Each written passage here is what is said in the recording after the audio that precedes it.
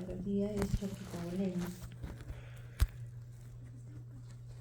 En cuanto a las competencias, lo primero es que ustedes van a obtener los conocimientos necesarios para poder hacer un diagnóstico a pacientes con patología, con choque hipovolémico. Van a adquirir las habilidades para poder detectar en forma oportuna a estos pacientes y además también van a conocer sobre el tratamiento de estos pacientes. Acá tenemos un caso clínico. Tenemos un lactante de 11 meses de edad, varón, producto de un parto gemelar.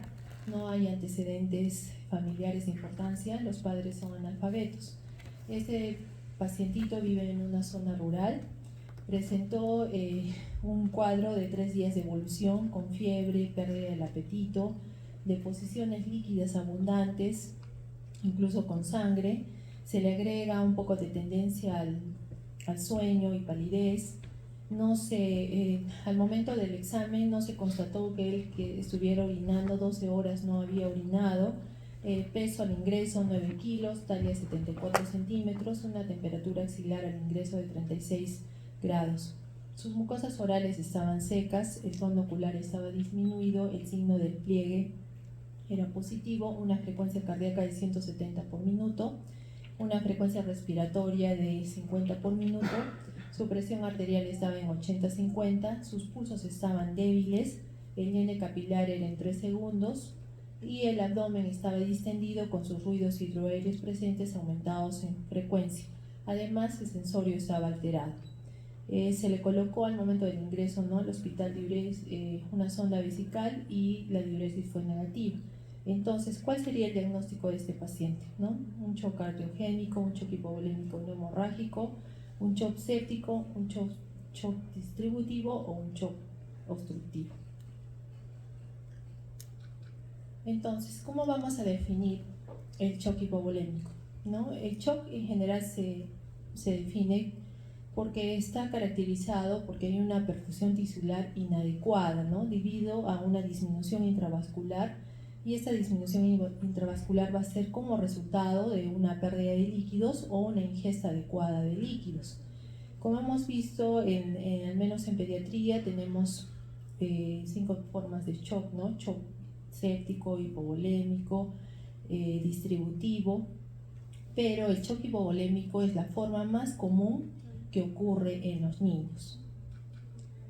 En cuanto a su etiología, como hemos dicho, el shock hipovolémico se va a presentar generalmente porque va a haber una pérdida de líquidos, ¿Y en qué casos podemos encontrar pérdidas de líquidos en los niños?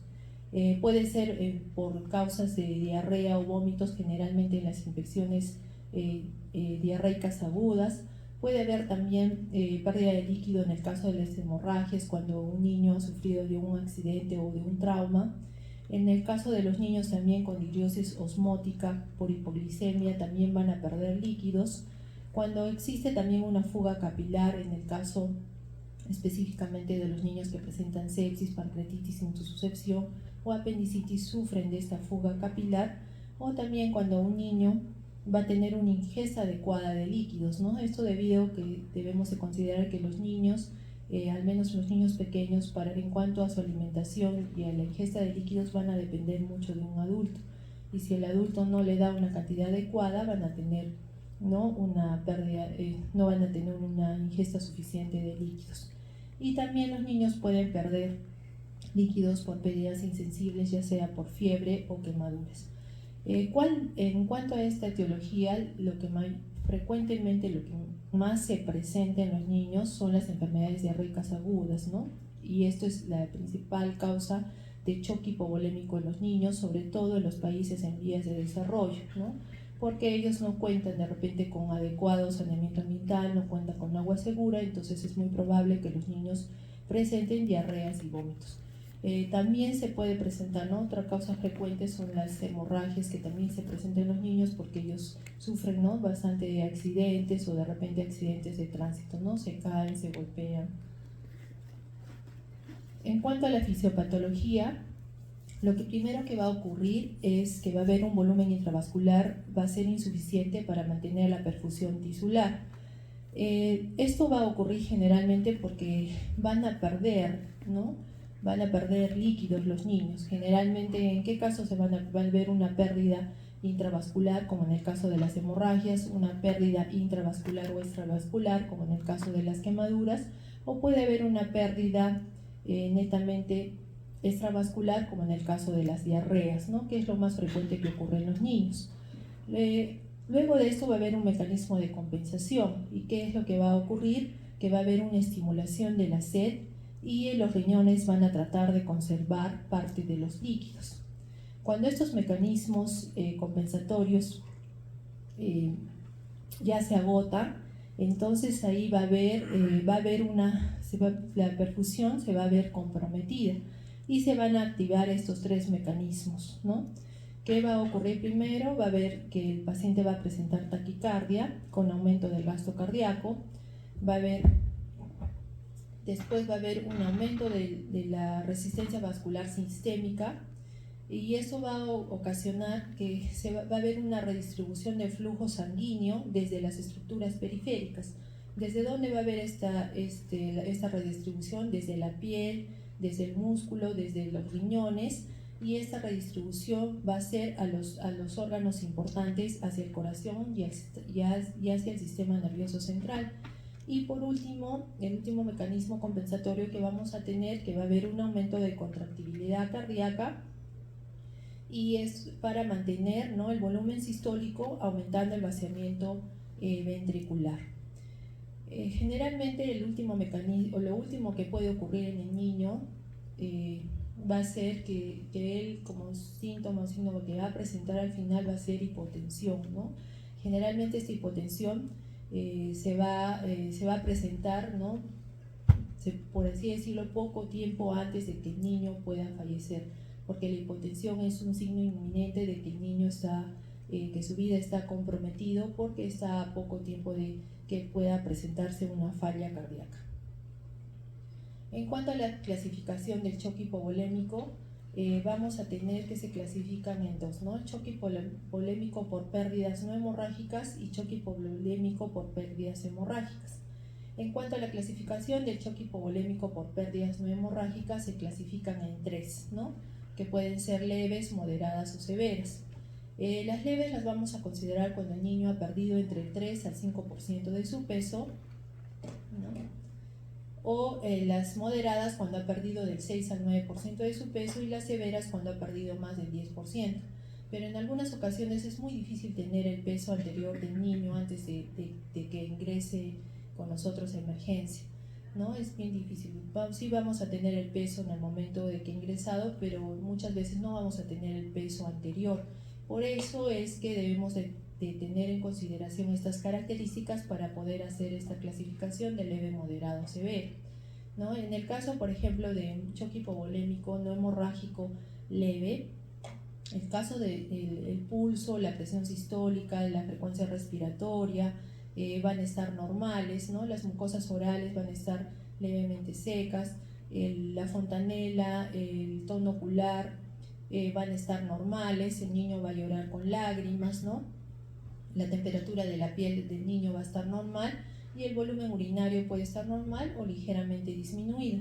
En cuanto a los signos sistémicos, el niño puede estar, su sed puede estar un poco incrementada, ¿no?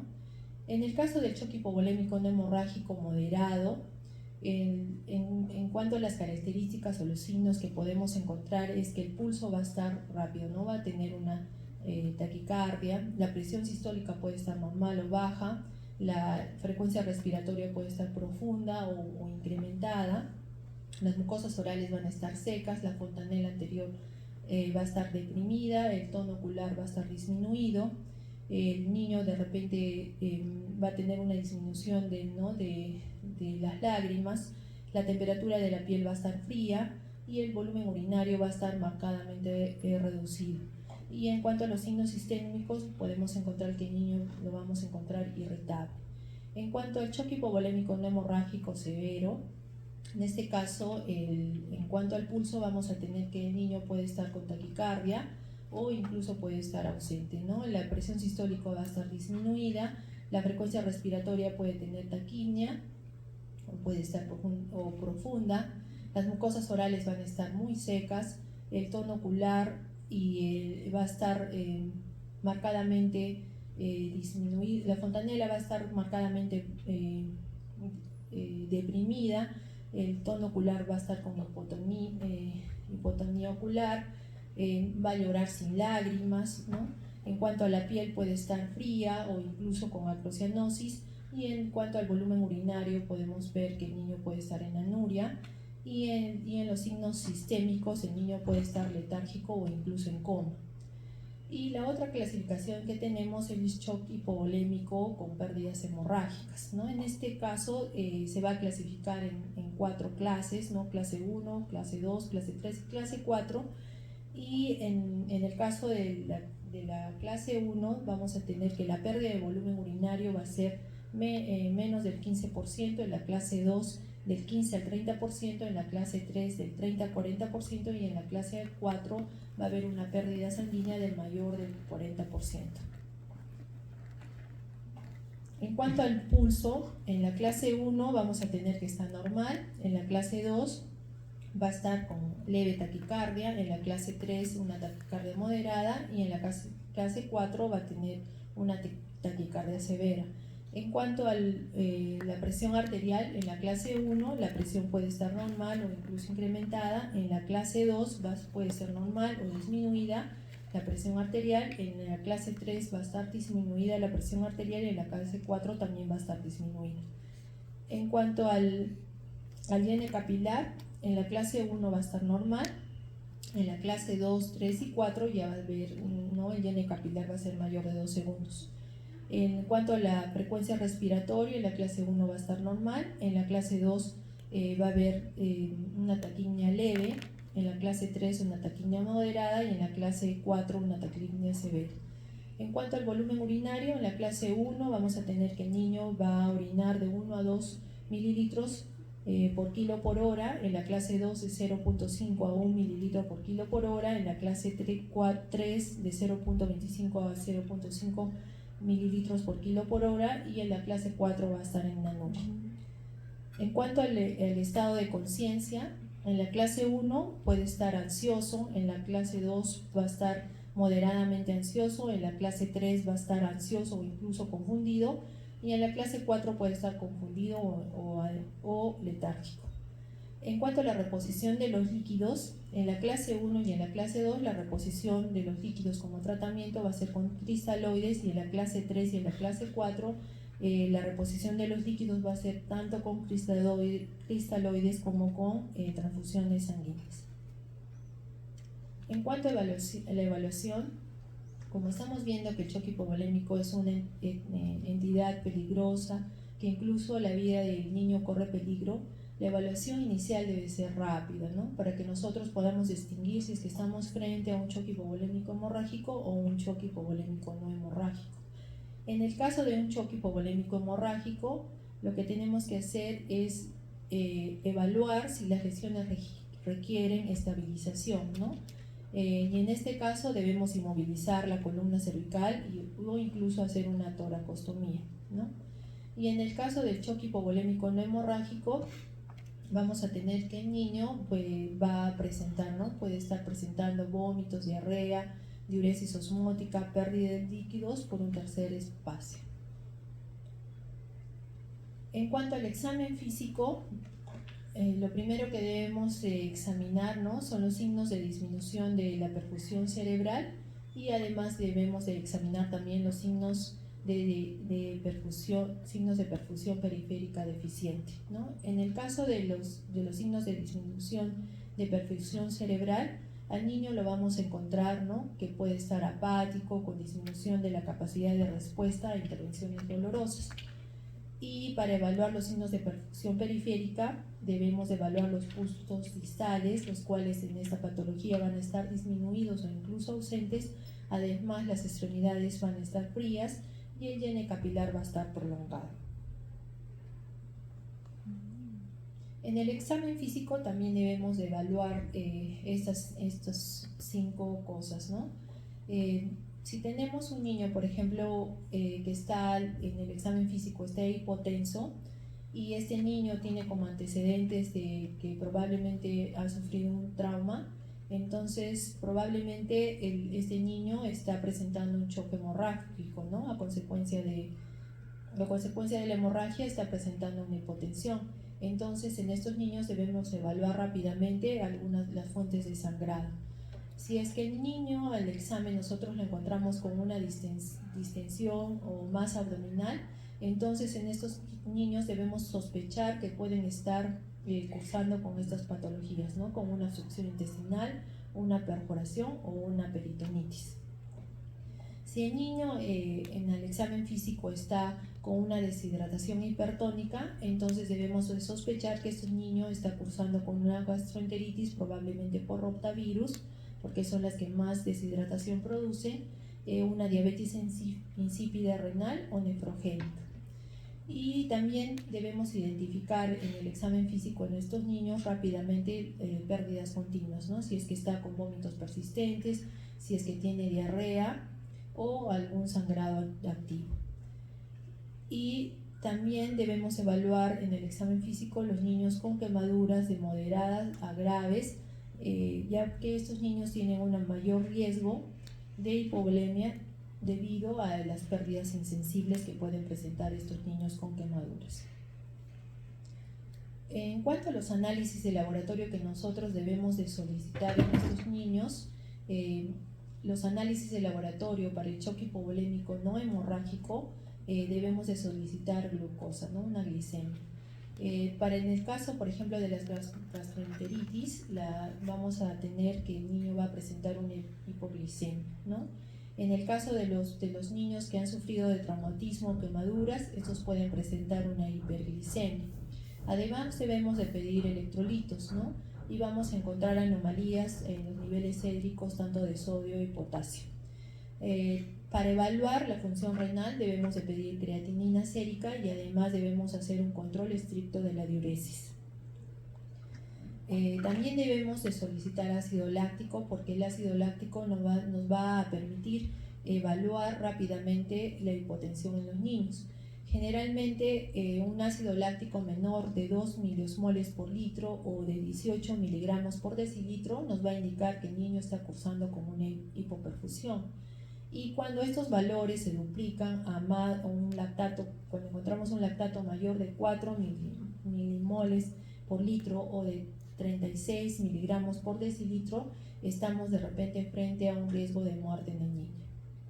También debemos de pedir, ¿no?, hacer una tira reactiva de orina, y si encontramos una glucosuria con cetonas, esto nos hace el diagnóstico de una cetoacidosis diabética.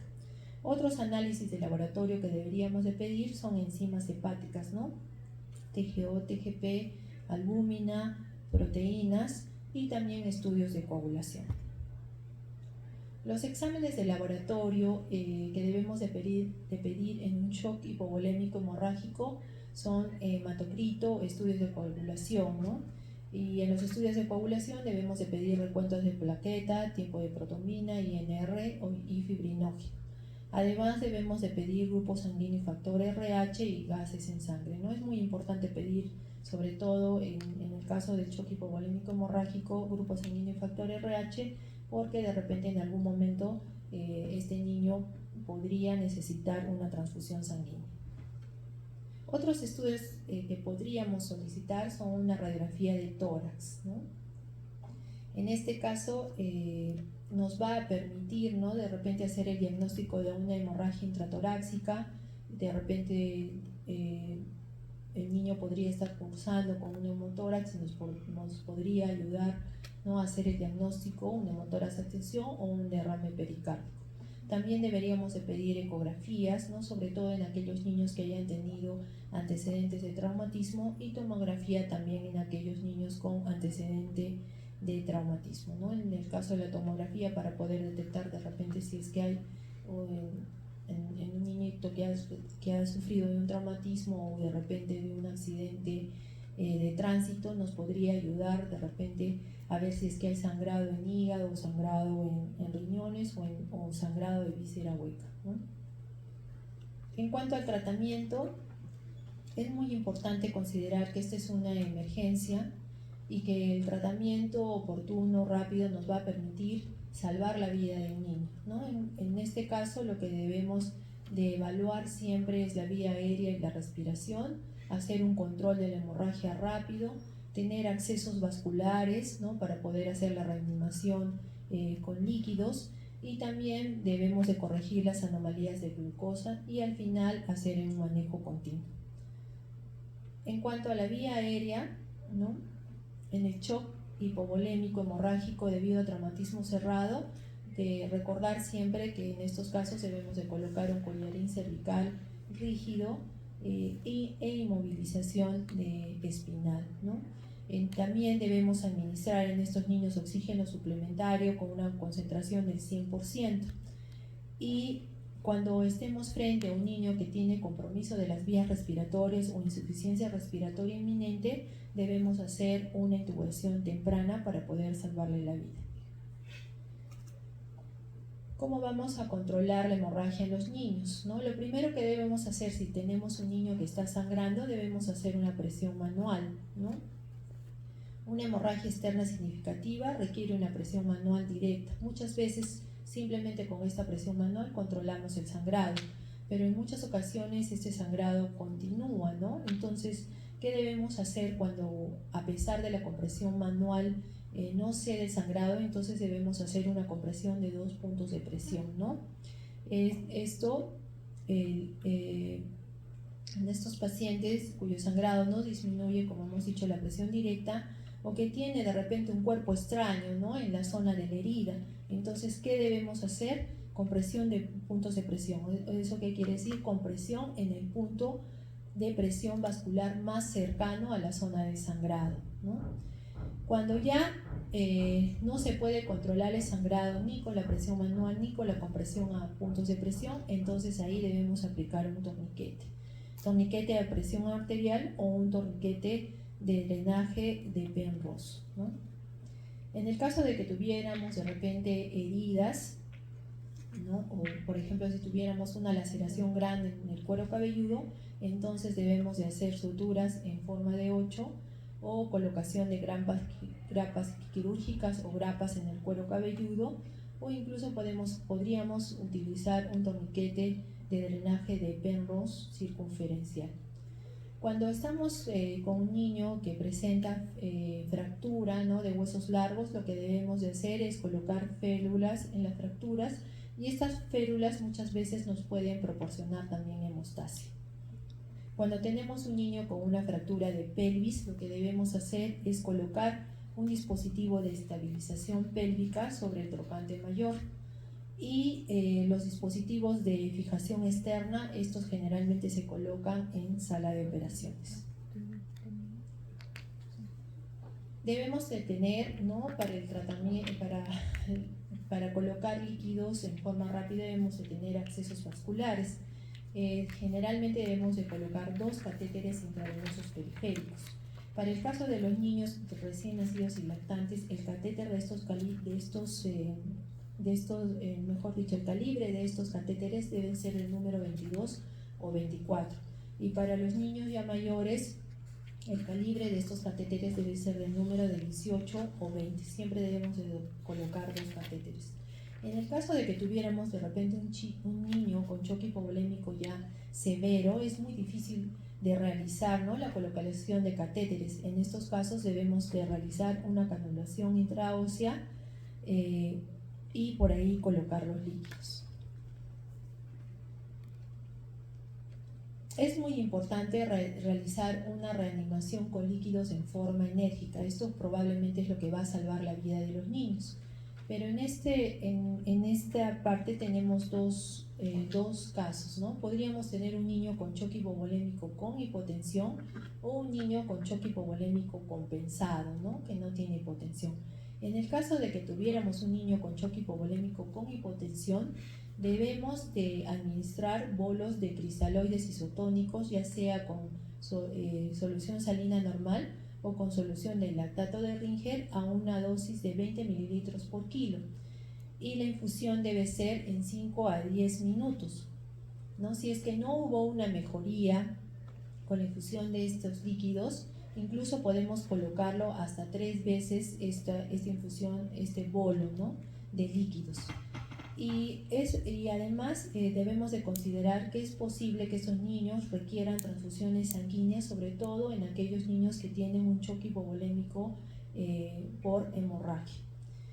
En el caso de los niños con choque hipovolémico compensado, ¿no?, que no están cursando con hipotensión, entonces debemos de administrar también un bolo de cristaloides isotónicos a una dosis de 20 mililitros por kilo, y la administración de estos líquidos va a ser de 5 a 20 minutos.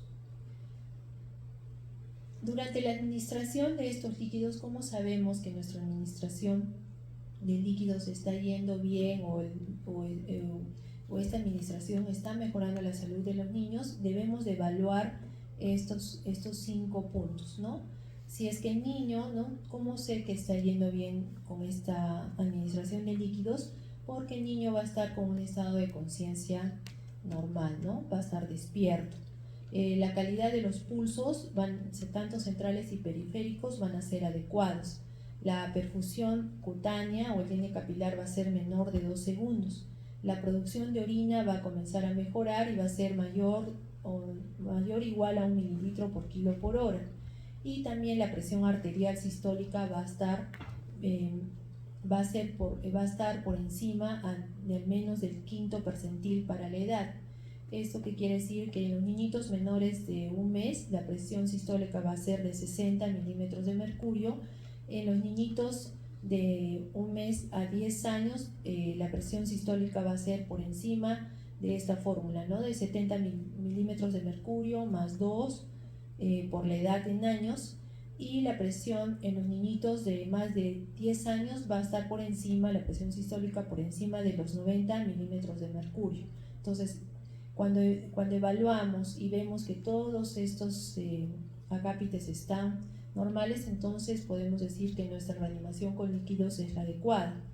Pero si es que a pesar, ¿no?, de hemos tenido un niño con choque hipovolémico con hipotensión y ha recibido, ¿no?, los 3 bolos de cristaloide, es decir, que ha recibido 60 mililitros por kilo de líquido isotónico y no ha mejorado, entonces en este caso vamos a tener, ¿no?, que si tenemos un paciente con shock hemorrágico y no ha mejorado con la administración de los bolos, entonces en estos niños debemos administrar concentrados de glóbulos rojos y se deben difundir en bolos de 10 mililitros por kilo.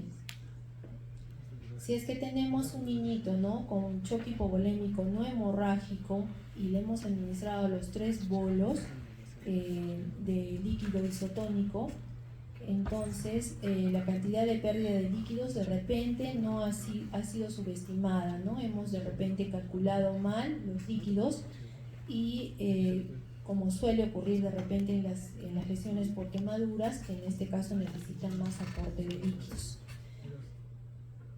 Y en los pacientes con un volumen arterial disminuido relacionado con presión oncótica intravascular baja, lo que debemos de administrar luego de los 3 bolos son coloides.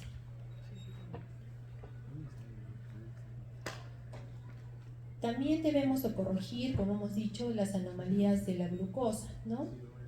En el caso, por ejemplo, de que tengamos un niñito con hipoglicemia,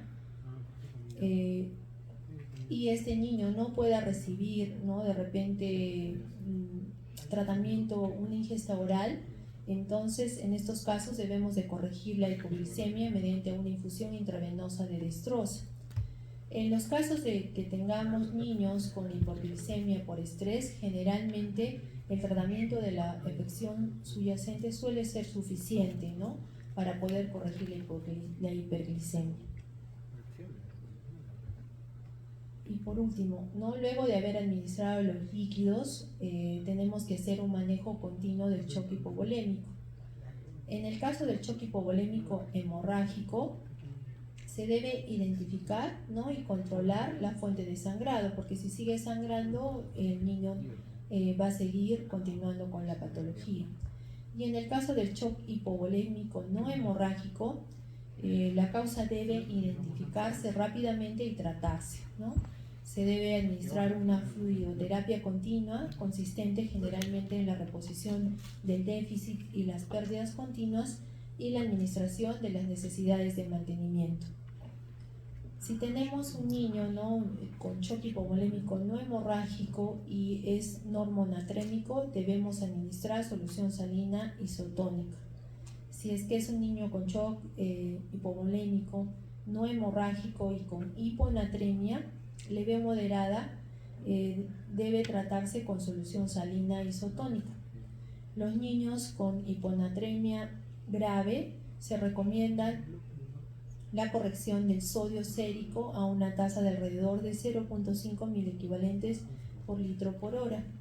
Y los pacientes con hipovolemia y sodio sérico superior a 155 milequivalentes por litro, la corrección del déficit del volumen y la corrección gradual de la hiponatremia se debe hacer a una tasa de menos de 12 milequivalentes por litro por día, es decir, a menos de 0.5 milequivalentes por litro por hora. Bueno, y en el caso de nuestro caso clínico, ¿no?, tenemos un lactante de 11 meses de edad, varón. Entonces, ¿cuáles son los antecedentes que tenemos? Es un niñito que tiene deposiciones líquidas abundantes. Hemos dicho que es shock hipovolémico. Generalmente, ¿no?, la causa más común de esta patología son las enfermedades diarreicas agudas en los niños, y que sobre todo se presenta en los países en vías de desarrollo, ¿no? Además, este niño ya estaba con un poco de compromiso del estado de conciencia, ¿no?, con tendencia al sueño, palidez, estaba en anuria, no había orinado 12 horas, sus mucosas orales estaban secas, el tono ocular estaba disminuido, con signo de pliegue positivo, los pulsos estaban débiles, ¿no? Si hacemos una comparación de repente de los pulsos periféricos y centrales, ¿no?, los periféricos estaban débiles. El IN capilar estaba en más de 3 segundos y al colocarle la zona vesical no habíamos tenido una diuresis negativa. Entonces, ¿cuál sería el diagnóstico de este paciente? Un shock hipovolémico no hemorrágico. Y aquí tenemos la bibliografía y muchas gracias a ustedes.